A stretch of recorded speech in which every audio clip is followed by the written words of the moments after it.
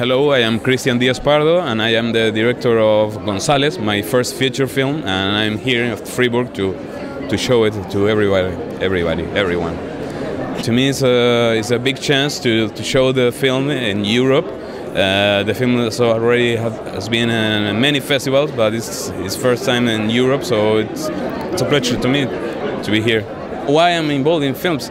Well, because I fell in love with it. I mean, I found out many years ago that that's what I wanted to do, and I'm doing it right now. And it's my passion, it's my desire, it's my everything. I mean, it's what I want to do, making movies.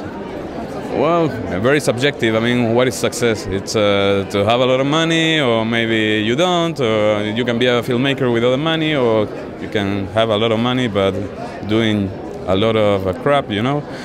So success, I think it has to do with what you really want to do, but in your heart, not trying to make happy somebody else, you know.